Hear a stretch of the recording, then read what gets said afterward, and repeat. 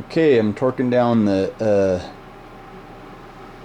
head bolts, and I have this little thing that helps you, give you a little guidance.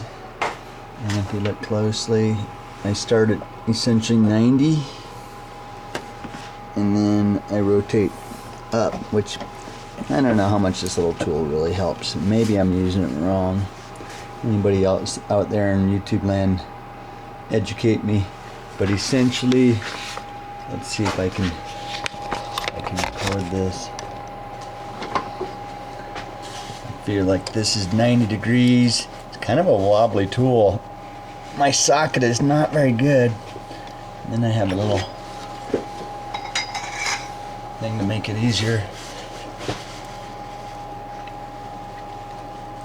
Going up to 90, a little bit past 90 actually.